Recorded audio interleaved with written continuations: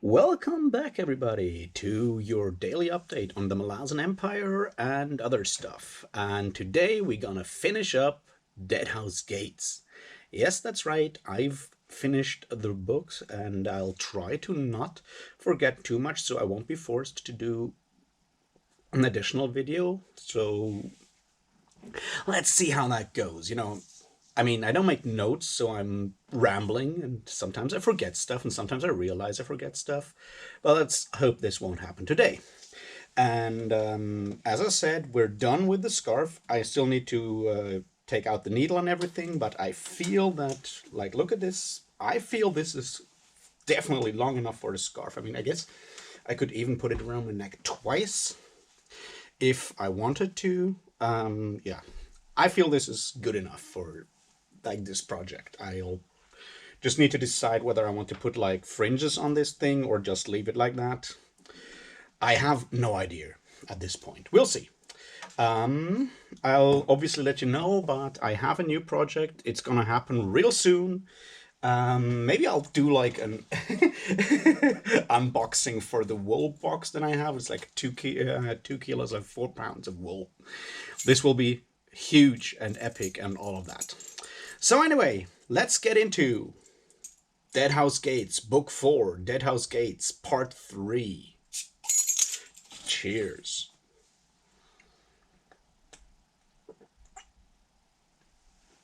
All right. Obviously, I'm kind of struggling to figure out how to structure this because structure is not my strong suit. I mean, I'm basically the personification of post-structuralism at this point.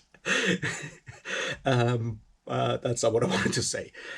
So I guess I'll go through all that happens in Deadhouse Gates near the end, see which kind of things stuck out to me, which I feel we should maybe talk about some more, and then we'll see if I have final thoughts on it. Maybe I should actually do some kind of wrap-up videos where I talk about the entire book again. Maybe I'll do that at some point. We'll see. Once again, this is all very, very unplanned. So, okay, let's get into things that I noticed. And something that I noticed is, I think that's maybe in book 4, maybe already in book 3. I might be confused here, but I really wanted to mention that because it's one of those small nuggets that I found super fun. Is that discussion that Heboric has with Leoman, and Leoman quotes this like classic saying, like, know your enemies better than yourself. And like, who said that? It's Emperor Kellenvet. And then Heboric said, like, I think others may have said that before, and it's so close to one of those famous Sun Tzu Art of War sayings about knowing the enemy as well as yourself. I just found that funny. It's like this kind of thing is like, yeah, you know, it's this kind of like super short reference to like real world stuff that I found interesting. It's the kind of joke that I like also find funny in Terry Pratchett or Thomas Pynchon or whatever else I read. It's like nods to the fact that there is an outside world beyond that fantasy world that you're currently stuck in. Yeah. Obviously, about that kind of saying, there has been said so much. I don't want to get into that. I'm just, I found it funny to have that quote in there and make that like extra joke about, yeah, maybe others have said that before Emperor Kellenved. So funny thing. And we don't have that many funny things in Deadhouse Gates, especially in book 4. Yeah, the thing we found out, and I kind of said yesterday in the video, was that at the point yesterday we were not yet sure if Mappo, if the Nameless Ones lied to Mappo or not. Now at the end of Deadhouse Gates we know that they lied to Mappo. Unfortunately, Mappo wasn't there to actually hear Gothos say that. So yeah. Also, hey, we've met Gothos for the first time. The guy who wrote Gothos Folly, or is probably still writing it, from what we can see at that point. And also figure out that he's actually Ikarium's father. So more world-building stuff that may or may not be actually important to the novels so far.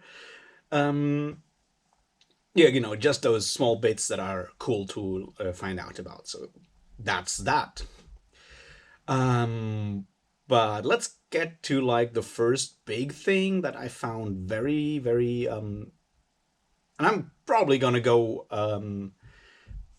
like outside of the things that are really important here right now. But we have that final end of the Seventh Army and the Wiccans, and that's all brutal and terrible. And then we have the betrayal of Pormqual's army that then gets crucified and nailed to those trees along Arran Way. And for some reason, that really made me think about the whole Spartacus rebellion in Rome, where you have that rebellion of Spartacus and the end, where all of those rebellious slaves are then nailed to trees along, or crucified, not nailed to trees, but crucified along the Appian Way. And this kind of echoes that for me in a way, which is interesting because this time around it's the rebels who nail the non-rebel force, well, to treat who crucify the non-rebel force there. So that was just like a powerful image in a way, but I guess I'm mostly like reading too much into the whole thing there. I just like felt like pointing it out because I think that's an interesting thing to see those ways how interesting or impressive like images that we find in history or in pop culture, how it represents history. That's like the more important thing. There's like, how do we know about this whole crucifixion of all those slaves? And in Rome, we know because we all watched that Spartacus movie with probably Kirk Douglas and Stanley Kubrick doing his one director job where he was actually told what to do and afterwards not being happy with the results. But that's probably how most people nowadays, what people nowadays think of when they think of this crucifixion Spartacus thing is like that movie, and how those things then like continue in our perception of other media is what I'm trying to get at, to make this less of a oh Raph had a stupid idea kind of point there. Anyway, so that was something I felt was interesting. Then we need to figure out something. Another small criticism, which kind of boils down. Once again, I found the portrayal of Nethbara, the nobles, and also Pormqual under the sway, probably under the sway of Malik Rel, a bit too cartoonish in its portrayal. Especially Pormqual. It's like, if the Malazan army is that efficient and has been that efficient and that professional for so long, how did someone like Pormqual actually end up in a position of power and actually manage to keep that without someone just murdering him or promoting him to glory, as they say? How how did that work out? How did that happen is what I'm trying to understand. And like, yeah, you can probably say that it's Malik Rel has put him under some magical influence, although from what I can tell, that's not the case. Maybe Pormqual is just a really stupid idiot who just, I don't know. But that's the kind of thing I found slightly unbelievable this time around. Is like, the whole setup, the Wiccans, that final battle, all of that is super impressive, is well done, is well executed. It's just not believable because we actually see what an idiot Pormqual is. I don't know. I just feel that this could have been like handled slightly better or slightly more believable for me, just by maybe toning down Pormqual's idiocy. I guess that would have probably have already done it for me. And now I'm obviously not Steven Eriksson's editor or anything, and I have never written anything beyond a few history and philosophy papers, so I'm totally not qualified to say these things. But I just felt that this part was a bit too much, too over the top for the kind of point it was trying to make, I feel. Yeah, so there's that. I also don't know what else to add to that. It's like, yeah, at the end we see how then Daika actually kills Nephbara, and yeah, that's full. That's kind of how to say, it's satisfying in a way to see that happen, but also like, how can people? I mean, okay, people are idiots. I know that, but are they that stupid and that far removed from a far removed from reality that they manage to be refugees within something as brutal as the chain of dogs and get dragged all that way and still not even like realize their, like, how good can people become at denying reality is what I'm trying to get at. I obviously don't know. I know that people can get really good at this, but that good, like with the nobles there, I don't know. Just kind of. All right. The next thing. Let's look a bit more at Coltane, and the end there, and the question of how is that humanly possible, and so forth. Now we get a hint that Coltane at the end of the Chain of Dogs is a lot of things, but not just a mortal man anymore. We have that scene with where Coltane strikes Gessler, because Gessler is just Gessler, I suppose. And then Gessler bleeds, and actually he manages to knock him down. Well, he breaks his hand, but he actually manages to knock him down and break Gessler's nose. And Gessler, we learn that Gessler is almost ascended at this point. So that in like on the other side means that probably to be able to knock out an ascendant or an almost ascendant bastard like Gessler, you need to also have a lot of power that goes beyond mere mortality. And that's something that I find interesting to look at, because once again, it's like I'm not exactly interested in the mechanics behind it, but the question, what does it mean to be nearly ascended? What does it mean to have power in that sense? I mean, yeah, we know that Gessler and Stormy drove through that warren, and they drove through that warren, and that obviously changed them. They have this bronze skin now and all of that things. All the things that Baudin suspected he also got and apparently didn't get. Or maybe he did get them, we just don't know, because well, it doesn't make them immortal, obviously. We know at this point it's possible to kill ascendants, so why would that make him fireproof? Anyway, I'm rambling. Surprise there. No, well, like the fact is, how does that power manifest? It's less, I mean, Gessler doesn't suddenly use visible magic. He doesn't suddenly open warrants or whatever. He's still that grumpy Marine. And I know, I mean, I have more to say on Gessler and Stormy later on. But at this point, and this is something I feel needs, like, I mean, it's something that's personally interesting. Is like, at this point, we don't know anything else. We know he's apparently a Marine, and he's apparently almost ascended. What does that mean? How does that power manifest? Does it make, apparently it makes his nose harder to break, which is cool. So does that like make him generally harder to kill? Probably. Does it also make his, like, him stronger? Is this idea of ascending kind of thing just like a leftover from the pen and paper role-playing roots of the setting, where you see that people just like gain power by leveling up, and you suddenly realize you're no longer a level 1 wizard with all of 1d4 hit points, but you actually are slightly more powerful? Is that the case?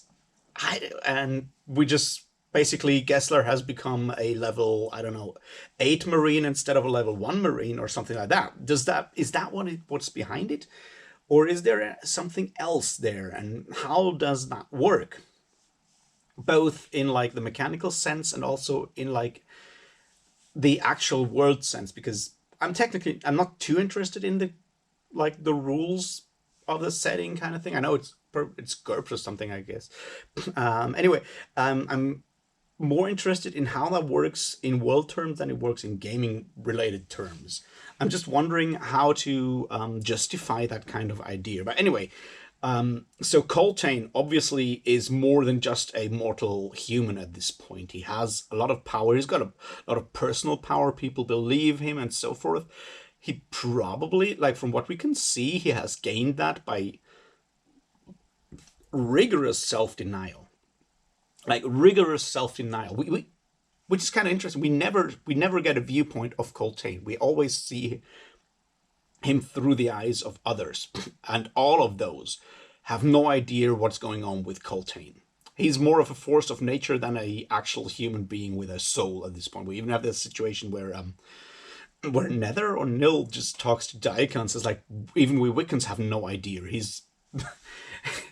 He's basically given up his entire personality, his entire self, to be that like machine that drives, that force that drives the chain of dogs and keeps the chain of dogs going, which brings, obviously ties back into that like that general motif I kind of harped on way too much in the Gardens of the Moon videos, when I was like, this idea of self versus like larger overarching forces needs. And where we have someone like Gessler who remains vehemently human at this point. Like he's the same dickhead as before, and as like impolite and rude and everything and irreverent as ever, if not even more. And on the other hand, you have someone like Coltane, who leaves behind every kind of human emotion or whatever. There's like this one really, really small moment, and not even there, when he sits, like it's in book 3, I think, or already in book 2. No, I think it's book 3, where he sits down at Daika's fire for like 2 minutes, and even there he doesn't show any humanity. He has given up everything that makes Coltane the human, to become Coltane the figurehead, to become Coltane the force of nature, basically. So that's something that probably, that I see more of an idea, like how that can be part of your way to ascendancy, in a way, to leave behind your humanity and take on that greater role, because ascendancy always seems to be connected, for me, from what I can tell so far, with taking on some kind of role as a symbol.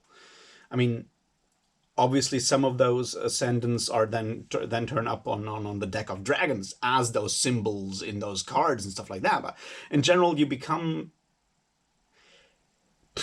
more abstract by ascendancy, is what I'm trying to say there. At least from where I'm standing right now. Now, this is not me making any like full-on assumptions on the lore or anything, because I don't know about the lore. Go ask Niflrock for that. Or Graceless Passion. He already made a video on. They already made a video on things on ascendancy, I think. Anyway, that's not my point. My point is there that becoming an ascendant means that up to a certain point you lose your individuality and your humanity in favor of becoming an abstract symbol of something. That's up to interpretation. Some people start worshipping ascendants, then you get gods. Apparently, some ascendants really don't want to get worshipped, then you get someone like Anomander Rake. That kind of thing. But Coltane is someone where you can see that him and the whole how the whole chain of dogs gathers this like level of mythical like force, basically inertia in a way. It's like at some point the Wiccans cannot fail. The Wiccans cannot fail anymore, because even their foes, everyone expects them to pull through, because they have become so much larger than life, so much more abstract in a way. I think that's something that is very well done within this book, because it's not made too overtly, like too much on the nose. Like Although when you look at what Coltrane does to Gessler, I suspect it is very much on the nose, but apart from that, not so much. All right, another thing that I wanted to talk about, because it's one of those beautiful moments that kind of break your heart, because they're like show this idea of the soldier, as two of them, and that show the idea of the soldier and the whole like soldier situation thing, and that's like the great scene, because it's so funny, with the demotion slash promotion of Minter as captain of the sappers, which is which is just funny in its absurd situation, but also super powerful in the way it shows how those soldiers try to keep their humanity, keep themselves in a way, keep their spirit and keep themselves from breaking and giving up by falling into that role of those sappers and playing that whole thing up to the hilt, that absurdness, with all the comedic potential that it has, with him with Mincer being demoted, and then someone else telling Coltrane that he just demoted the captain, who never showed up and tried never to be seen as a captain. And then them keeping on joking about, yeah, he never could go to meetings because he needed his beauty sleep, after we've been told that he's like the ugliest sapper ever. That's just like very, very funny. And the fact that this one, when you contrast this one, or take this one and compare it to that handing over of the uniforms to those servants that I spoke of in the last video, or the second to last, I already don't know. Gods, I'm chaotic. It's those two elements that kind of show this pride in being a common soldier, not being an officer, being a Malazan soldier, Malazan Marine, being the common soldier. This pride in professionalism and not wanting to be part of the hierarchy. That is something that comes like to the fourth in a lot of situations within these books, and underlines the idea of the Malazan military being meritocratic. It's like you're proud of what you do and what you can do, of your abilities, not of your rank or anything like that. And the fact that Daika recognized that this has to be recorded in that way is just like also very, very important. Also, that situation, the recording, once again, Daika being super important, and that scene where Coltrane gets that magical flask that seems to be his way out of certain issues, and him recognizing and him giving it to Daika. Then in the end, when he sends Daika forward with those with the refugees and the children, and he's like, tell Dujak One Arm what the Malazan Empire needs is not its soldiers, it's its memory. It's not its commanders, it's its memory. So the idea of remembering, and especially remembering those small moments, those human moments, remembering its humanity, that's vital to the Malazan Empire. And this is something that you can then tie back to Gardens of the Moon, I suspect. That opening scene that I was harping on that whole idea of Tattersail being surrounded by all those empty armor of all the soldiers who have died, and that being a symbol, an allegory for the Malazan Empire being just a structure and having basically lost its spirit, its heart, its humanity. And Coltrane realizes that. Coltrane realizes that it's that memory, it's those small human things. That's what the Malazan Empire needs, and that's why Daika is so important and has to be saved. Bonus points, that scene really, like, at the absolute tail end, and it's already in the epilogue, I don't know, where those demons come, and when those demons come to take Daika's corpse from, it's before the prologue, it's after the prologue. It's in the epilogue, I think. That scene when those two demons come and take down Daika's corpse and take the small bottle with apparently its soul. That's just pure gold to have that stupid comedy with those stupid imps and them being more slapstick than anything else, to actually contrast the sadness and brutality of having all these people being crucified. That was just like very, very, I don't know, I just like really enjoyed that relief there, that comic relief. That's how you do comic relief, is what I'm trying to say. Another thing I found interesting, not interesting, but once again, Mappo, one of my favorite characters of the entire series. And Mappo, of course, he gives away those last elixirs to save the dogs, and that's, once again, it's Truth and Stormy and Gessler really wanting to have at least the dogs saved, especially Truth, but the others as well.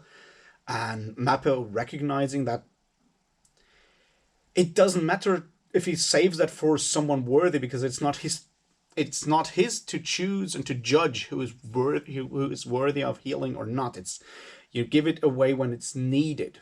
Need is something else than worth, and that's vital there. And him doing that, and Ikarian when he wakes up completely understanding it. Yeah, also once again that whole Mappo Ikarian tragedy thing is just, I don't know, that's so sad in a way. Someone on Iskar Jarek's server said that Mappo is an even better friend than Samwise Gamgee. I'm not sure if I would say that. He's definitely up there, but his relationship is obviously more fraught, more complex. But once again, to have him make that choice and decide to choose humanity and to choose friendship over his vow, and basically with that risking the destruction of the world, because that's what we know at this point, that Ikarian, having done what he did in the past to become that thing that he has become, is, as long as he's out there and is walking around, he's a danger to the entire world, to the entire universe, basically, to the entire world, definitely. Should be careful with the word universe, I expect. Anyway, so he's dangerous. So there's that danger and that peril, and Mappo being, chooses friendship. And with that friendship comes vulnerability, a lot of vulnerability, because he, by choosing the friendship and to remain a friend to Ikarian, he's obviously selfish in a way, but also he chooses to like save Ikarian from like a lifelong like imprisonment by the Azath. And yeah, but he risks the destruction of the world. But to be a good friend is more important for him in that situation. And once again, there might be a selfish component to that, or at least Mappo sees it as that.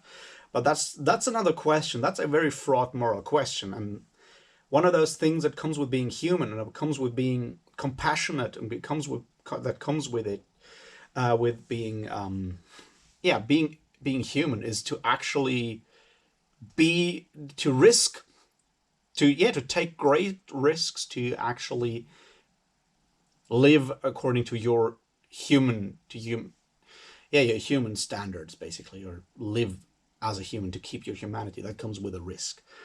Speaking of risks and humanity, Felicin, we should probably talk a little about Felicin, just on the side.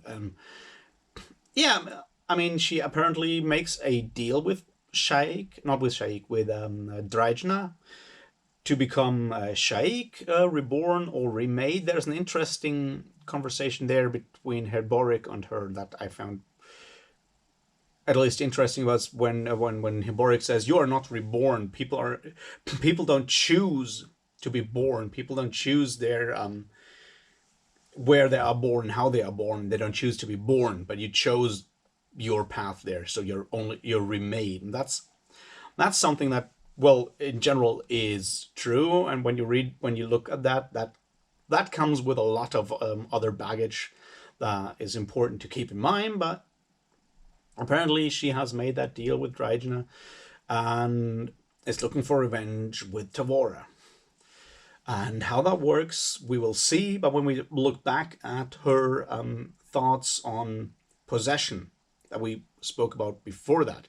She has managed, maybe she has managed because she is not, because of her like experiences before, she has managed to make a deal there, because basically what she used to do as a slave girl in Skullcup on Ototero Island, what she used to do there is to avoid full-on possession by fleeing somewhere else, by trying to turn it into a deal to keep agency, and that has enabled her to make that deal with the goddess, and try to get something out of it for herself, making it her willing submission in a way to the goddess' will at some point, but also getting something out of that. That's also an interesting point to keep in mind there, that maybe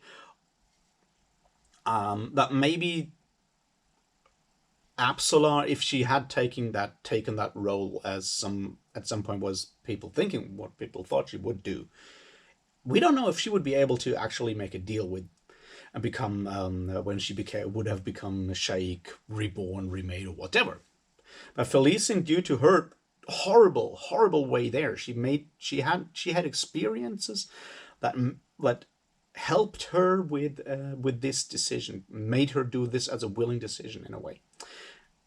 Acquiescence was the word there, but yeah, okay. So much about that. Also, her dealing with Corbolo Dom is pretty impressive there. She's grown rapidly, or now that she has the power behind her, she can once again pick up her pick up her persona as a noble born in a way. What else should I have talked about? Let me think. Oh yeah, a quick one. Obviously, that scene in Malaz Harbor, when the captain of Ragstopper wakes up, and they're like already drowned before, and they call him Sunday Karth.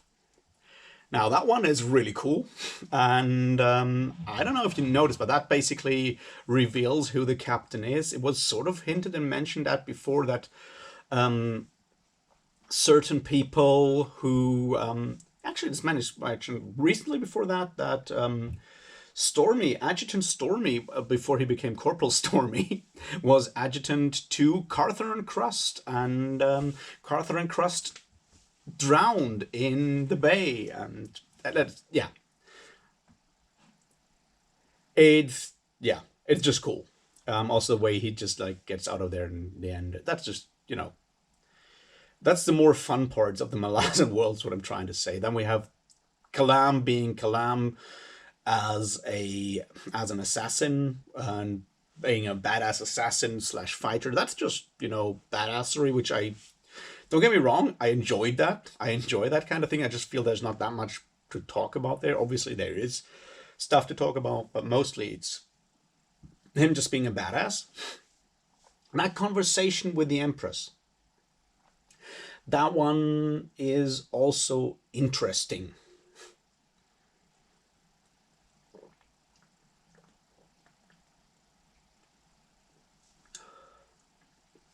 For several reasons. One of them is why, where do Kalam and Quickban basically take their authority to judge that Lassine, the Empress, needs to die?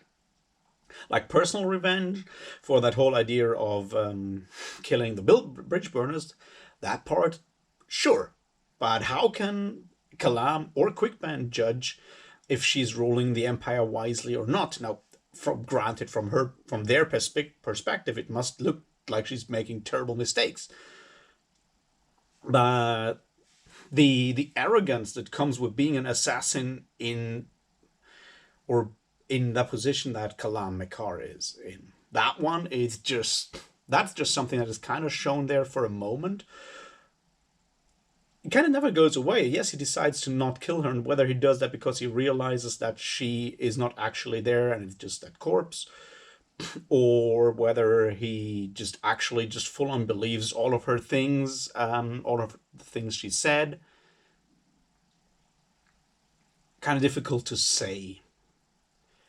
It also kind of gives us a feeling of how important the assassin Kalam Mekar is in the world, that apparently she even bothers to talk to him in person, or even like in proxy, but still she even bothers to do that. That's something in there. Yeah, and then we get to the end. That sort of happy end kind of thing for everyone. Crocus, Absalom, her father get back to it. Kokan, because suddenly Shadow Throne pretends to be a nice god. Fiddler just decides to become a soldier again. Do it all again. Keep an eye on Fiddler. He's kind of an important character, is what I'm trying to say there. Um, and yeah, Kalam Mekar being taken off the board for a while, and together with Manala to deal with all those children that Apt saved for him. Yeah, that that probably will have some consequences, because if we've learned anything about Shadow Throne so far, is that he doesn't give out things for nothing, and he's slightly idiosyncratic in his decisions and his appearances and all of that. We'll see how that turns out. Well, I guess that sort of wraps it up. I'm pretty sure I forgot a lot of major things. Maybe I'll do an addendum video if I remember what I forgot. Otherwise, that will be it. For Deadhouse Gates, next up is Memories of Ice. I have already started with reading it. Because I had to carry up a lot of boxes of vinyl LPs this morning, and it was like snowing and slightly hailstormy outside, and I figured that a book called Memories of Ice is a good thing to listen to as an audiobook while carrying up all these boxes through the snow and face the wrath of our local Jaghad lords. And so I'll be very quick with the first Memories of Ice book video, I suspect, either tomorrow or the day after. Maybe I'll put something in tomorrow that is not Malazan or not book specific. We'll see. I hope you've taken something out of that. And I really want to say thank you to all the people who actually comment under these videos and have valuable contributions that I would never have thought of, and so forth. I wasn't expecting anyone to actually have anything to say to me rambling for a while, so I'm very, very much appreciating that. So really, really thank you for that. And yeah, I'll talk to you real soon. Cheers.